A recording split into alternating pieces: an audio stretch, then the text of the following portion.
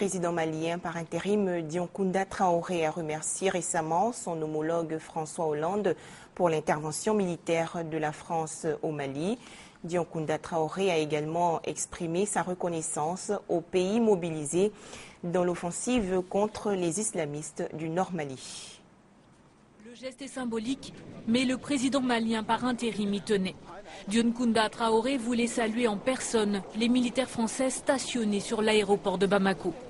Paris a déjà envoyé 1400 hommes sur le sol malien dans des opérations contre les islamistes armés du Nord. Remerciements chaleureux du chef de l'État malien qui souligne l'importance de leur engagement. Ce combat que nous allons mener ensemble, nous allons le gagner. Nous allons le gagner parce que c'est un combat juste, parce que nous n'avons pas le droit de le perdre. Les renforts en hommes et en armes dépêchés par Paris rassurent les autorités maliennes. Un soutien décisif contre des djihadistes lourdement armés.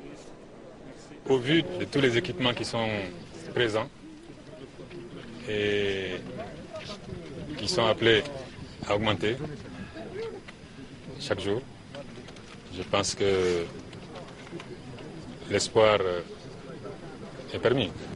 Autour du président malien, l'état-major des forces ouest-africaines.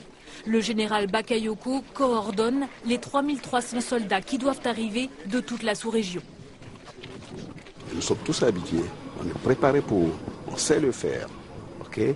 Les Nigériens sont habitués, le Niger est habitué, le Tchad est habitué, le Nigeria est habitué, même la Côte d'Ivoire est habituée. C'est une question d'opération, une question de formation, c'est tout.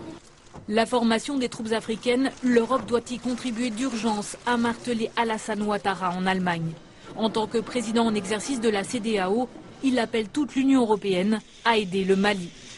Message entendu, à Bruxelles, réunion ministérielle exceptionnelle ce jeudi. Les Européens ont validé une mission pour former et réorganiser l'armée malienne. Des instructeurs partiront à Bamako mi-février. En bref, 40 soldats togolais sont arrivés aujourd'hui à Bamako. Ce sont les premiers éléments de la force armée ouest-africaine qui doit être déployée au Mali pour chasser les islamistes armés. On poursuit avec ce communiqué. Le ministère d'État, ministère des Affaires étrangères, porte à la connaissance des populations ivoiriennes qu'à l'invitation de son Excellence M. Alassane Ouattara, président en exercice de la CEDEAO, se tiendra le samedi 19 janvier 2013 un sommet extraordinaire des chefs d'État et de gouvernement de la CEDEAO à Abidjan.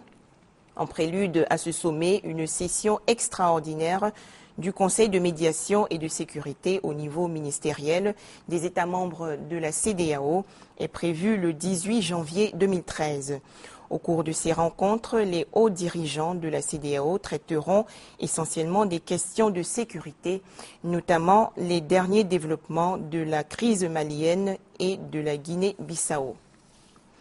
En images, l'assaut de l'armée algérienne a permis de libérer 500 otages sur le site gazier dans l'est algérien où des militants islamistes ont enlevé des centaines de personnes hier. L'opération de l'armée aurait fait 34 morts parmi les otages et 15 parmi les ravisseurs.